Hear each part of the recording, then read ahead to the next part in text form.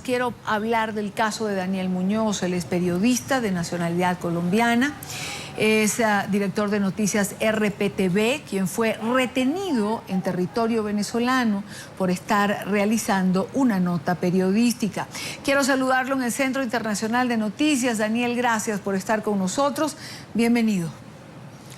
Hola, ¿qué tal, Idania? Buenas tardes y primero que todo, gracias por solidarizarse con este colega y amigo, y gracias por permitirme contar esta amarga experiencia por la cual he pasado allí en territorio venezolano, ejerciendo mi función como periodista. Daniel, vamos a lo que te ocurrió. Compartamos con nuestra teleaudiencia, tuve la oportunidad de leer tu crónica, pero compartamos con nuestra teleaudiencia en Estados Unidos, América Latina, el Caribe.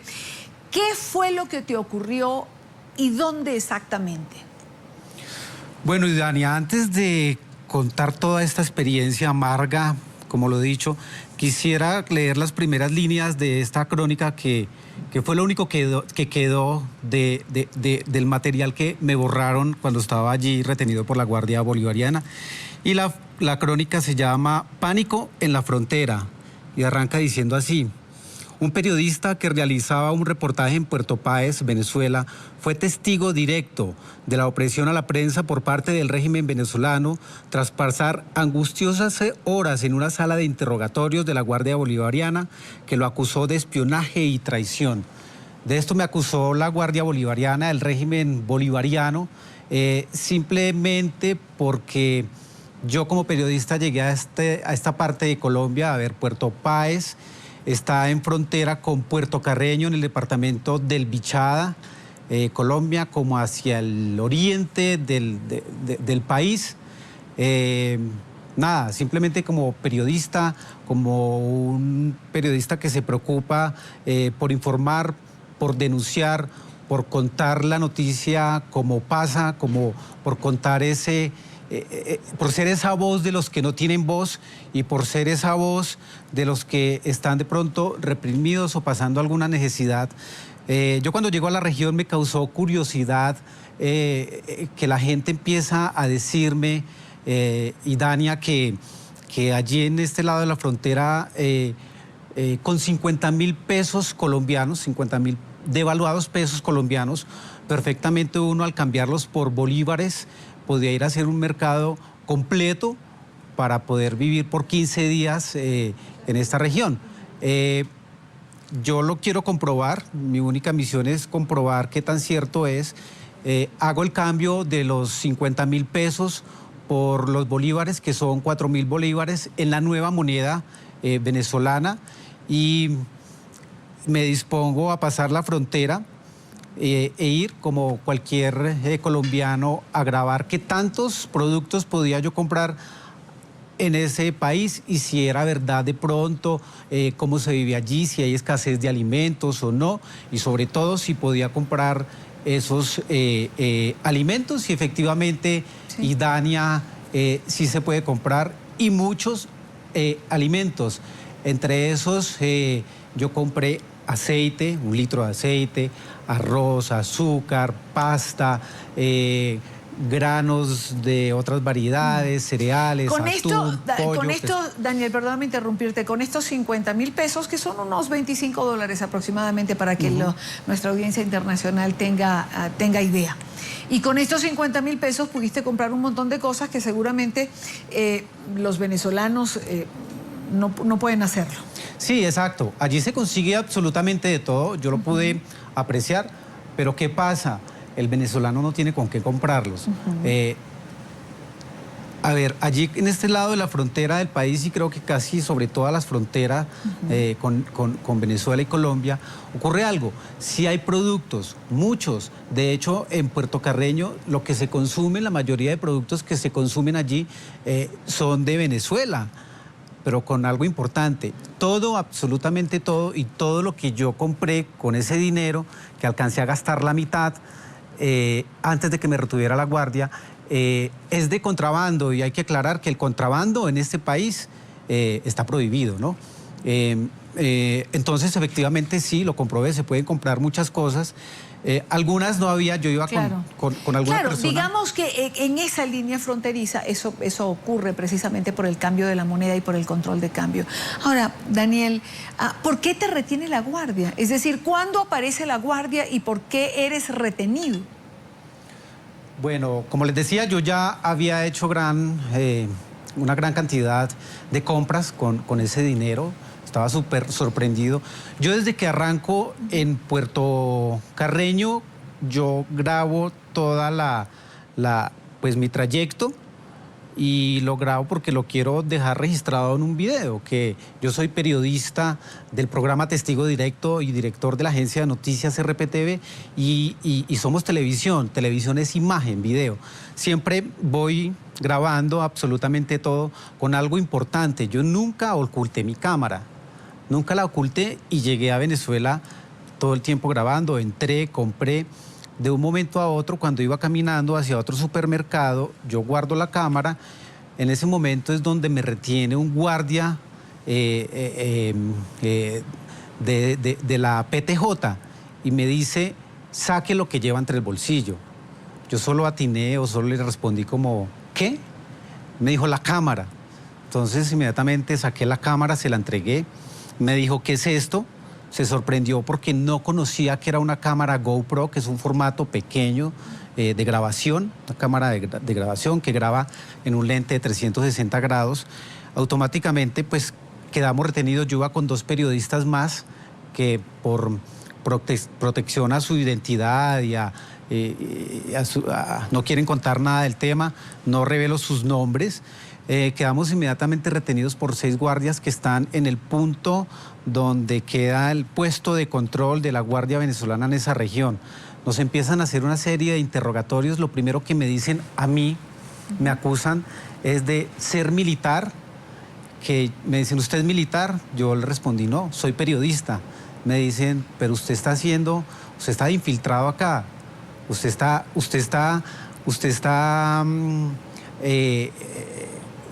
Está en contra, lo que está haciendo va en contra del gobierno bolivariano. Usted es un espía. Yo solo atinaba a decir, y mi única respuesta de ahí en adelante, en las casi 4 horas que duró mi retención y la investigación, siempre fue, soy un periodista colombiano, acá están mis credenciales de prensa, pueden averiguar, pueden investigar. Yo vine solo aquí a esta ciudad, a este municipio, a comprobar y a corroborar qué se puede comprar con 50.000 pesos colombianos convertidos a bolívares. Ahora, Daniel, ¿por qué te acusan de espía? Es decir, tú estabas en un supermercado, no estabas grabando una instalación militar, ni ningún área que pudiese uno pensar que está prohibido, digamos, este tipo de filmación. Pero estabas en un supermercado, ¿espiando qué? Pues sí, Dania. Yo creo que este gobierno y la Guardia Bolivariana sí están demasiado, no sé qué ocultan, no sé cuál es el temor a la prensa, no sé, porque como tú dices, yo estaba haciendo simplemente un mercado, nunca los grabé, mi intención nunca era grabarlos a ellos, ni hacerles espionaje, ni estar infiltrado, y menos estar en contra de ese gobierno. Mi única intención era, como, y lo repito, hacer ese mercado. Ellos yo creo que sospechaban de mí y me decían que era militar por mi corte, que es al rape. Les generó mucha sospecha y ahí fue donde se desencadenó todo esto. Nunca pudieron ver, cuando me cogen la cámara, nunca pudieron ver las imágenes en un celular, que fue donde inicialmente las empezaron a reproducir. Por lo que empezaron a llamar a Caracas y nos empezaron a decir, ustedes van directo para Caracas. Esto es un delito y eso tiene prisión en este país. Así que vamos a esperar órdenes de Caracas y vamos a ver cómo los vamos a trasladar. Media hora después de estar haciendo más interrogatorios y más preguntas, llega un teniente de la Guardia Bolivariana y es quien nos sube a una camioneta blindada y nos adentra media hora en Puerto Páez. Y ahí es donde se empieza a desencadenar más ese pánico, ese miedo, ese terror que infunden ellos. Yo decía, ¿y ahora qué pasa? En un momento de ese trayecto, el teniente dijo una frase que a mí me produjo mucho temor, y le dice al conductor: coja por el otro camino. Entonces yo dije: ¿cuál otro camino? ¿El de la muerte? Entonces, pues todo era muy sospechoso, no hablaban, siempre se referían mal a nosotros, nos miraban mal, súper mal. Ahora, Daniel, ¿por qué te asustaste tanto? Y Dania, simplemente porque era sentir el horror de esa guardia. O sea, ellos ejercen mucha presión, mucho pánico, mucho miedo. Me amenazaban con estar prisionero en una cárcel de Venezuela. Yo sentía mucho miedo y mucho pánico porque verse uno de un momento a otro en esta situación queriendo hacer un informe periodístico y que te acusen de otra cosa, pues eso es terrible. Entonces, ese era mi mayor temor, y finalmente, después de media hora, llegamos a un batallón de la Guardia Bolivariana, súper imponente. Nos entraron, encuentraron imágenes por todos lados de Hugo Chávez, y nos encierran en una especie de cuarto donde empiezan casi que las 4 horas de interrogatorio más absurdas que yo he vivido en mi vida. Nos empiezan a hacer las mismas preguntas, yo empiezo a dar las mismas respuestas, empiezan a averiguar datos, a investigarme por todo lado. Lo mismo, me acusaban exactamente de lo mismo, aún teniendo mis credenciales de prensa, ya con mi nombre, con mis datos y todo. Siempre me preguntó que si yo era militar. Obvio, le dije que no. Siempre mi respuesta era: soy periodista. Me empiezan a decir y a preguntar una serie de cosas más, y me dicen que para qué medios trabajo en Colombia. Entonces yo mencioné a la agencia de noticias RPTV y al programa Testigo Directo. Nosotros salimos por unos canales internacionales, y en este programa de Testigo Directo hemos denunciado muchas cosas de las FARC, desde la guerrilla, de Venezuela incluso. Entonces, más me atemorizaba a mí, porque decía: esto para ellos es estar verdaderamente, o ellos lo leen de esa manera, estar en contra simplemente por contar algo, o las historias que ya sabemos de terror, claro, y de coartar prensa y de todos, claro, los derechos que se violan allí en este país. Y 4 horas después ya los dejan libres. Bueno, en ese lapso de interrogatorio, y Dania, ocurren otras cosas muy desagradables. Quizás para mí el momento más degradante es cuando nos dicen: vamos a hacerles una requisa, y nos desnudan de pies a cabeza. Yo tenía muchas ganas de decirles, o sea, hasta de que se iban a morir, porque me parecía muy degradante, pero pues ¿quién se mete con ellos? ¿Quién se los echa más de enemigos? Simplemente atiné a hacer caso. Preso del pánico, nos voltearon todo, nos revisaron hasta debajo de las uñas. Finalmente, en esos momentos, yo escucho mi voz en el otro cuarto. Pensé que era producto de la alucinación, del desespero, del miedo, del pánico. Escucho mi voz al otro lado, y era que estaban viendo mis reportajes por internet, lo que de una u otra forma les confirmaba que era periodista, y lo que me aliviaba un poquito a mí por eso. Pero en ese momento dije: ya confirman que soy periodista, pero no sé si es peor eso, o que sepan, o que me confundan con un militar, porque la prensa allí en este país sí es definitivamente un enemigo para ellos. Luego ya descubren que soy periodista, que miraron todas las imágenes que yo había grabado, clip por clip. El teniente se encargó de mirar todas las imágenes, cerciorándose de que yo jamás los había grabado. Efectivamente, pues vio que yo estaba haciendo compras y eso. Finalmente me entregan la cámara, y media hora después, convenientemente, la tarjeta, la SIM card, borrada. Ahí yo le pregunto al teniente que qué procedimiento sigue, porque ellos llenaban cerros y cerros y montones de documentos todo el tiempo. Claro. Yo nunca firmé nada, nunca vi nada, pero sí me quedó esa pregunta. E inmediatamente nos tiran a la calle, nos sacan a la calle y nos dejan ahí abandonados a nuestra suerte. Que le pregunto yo: ¿y cómo llegamos? ¿Qué hacemos? Simplemente dio la vuelta y se fue, y nos dejaron ahí tirados en la entrada del batallón. Como pudimos, llegamos a la frontera nuevamente. Claro. Caminamos como media hora bajo 38 grados centígrados, 40, sin conocer. Bueno, me imagino que con muchas ganas de llegar rápidamente y cruzar la frontera. Sí, con muchas ganas, pero también yo no lo podía creer, pero con miedo. Yo no lo podía creer porque en el momento de interrogación yo sentía mucho pánico. Yo solo me acordaba de las palabras de mi madre que me decía alguna vez: mi hijo, cuando estés en peligro de muerte o de cualquier otra situación, solo invoca estas palabras, esta oración, y es: sangre de Cristo, cúbreme con tu presencia. Y fue como una iluminación o como un santo y seña, porque ahí inmediatamente se empezó a desenvolver o a desarrollar todo a nuestro favor. En ese momento, ya cuando estamos caminando hacia la frontera, pues uno dice: nos dejaron solos, ¿cómo llegamos? ¿Quién dice que no mandan a alguien a que nos retenga? Pues ya no nos tiene la guardia, pero pues no se sabe qué pueda pasar de ahí a llegar a la frontera.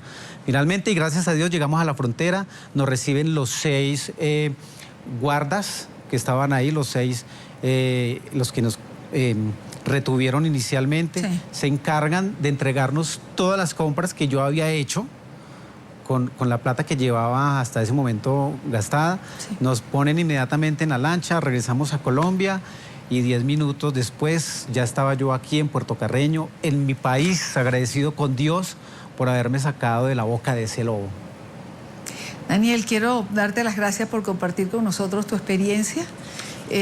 Lamentablemente nada grata. Me impresiona el susto, el miedo, el pánico, como lo has descrito, pero bueno, cuando se oyen y se leen y se ven tantas cosas, me imagino que en ese momento uno piensa o pensaste que te podían pasar precisamente a ti, que te iban a dejar detenido, que no sabías cuándo ibas a poder regresar o qué iba a pasar. Sí, exacto, y Dania, yo solo quiero terminar con 2 cosas. Una, aprovechar este canal, este medio, para dejar pues como la acotación y agradecerles por este espacio, y es, como lo decía, ellos llenaron muchos documentos. Sí. No sé qué no sé en este momento cuál es mi situación legal en este país y de pronto en los países amigos de este gobierno. Me aterra y me asusta eso, por eso quiero elevar una voz de alerta, como un llamado a la Cancillería colombiana de mi país, a Derechos Humanos, a la CIP, que es la Sociedad Interamericana de Prensa, porque sí, esto no puede pues pasar con un periodista que simplemente va a ejercer su profesión allí. Y quiero cerrar como cerraba mi crónica, como la cerré, y quiero también, de pronto, si me lo permiten, recomendarla donde la pueden encontrar. Termina la crónica así, dice: y es que nunca pensé que portar un carnet de prensa era un tiquete directo para ser enemigo del chavismo, ni que 50.000 devaluados pesos colombianos quizás me hubieran costado la vida, mi libertad o hasta un problema binacional. Todo por querer mostrar, como periodista, una realidad que se vive a diario en este lado de esa Colombia olvidada, y también creo que de esa Venezuela olvidada. Entonces, eso quería decir. Y Dania... ¿Dónde pueden encontrar la crónica, Daniel? La crónica la pueden encontrar a través de mi Twitter, que es @DanielPrensaM, @DanielPrensaM, o en mi Facebook, que es Daniel Muñoz. Ahí los que la quieran ver, los que quieran ya saber y enterarse un poquito más de todo ese padecimiento, claro, que viví yo como periodista colombiano allí en Venezuela. Gracias por verla, por compartirla. Gracias, Idania, a ti también por este espacio en tu programa La Tarde, y gracias a NTN 24. @DanielPrensaM es la dirección donde pueden encontrar la crónica, es el Twitter de Daniel. No, gracias a ti, Daniel Muñoz, periodista. Gracias por estar con nosotros. Muy buena tarde. Buena tarde, Dania Chirinos, y gracias a NTN 24, programa La Tarde, y felicidades.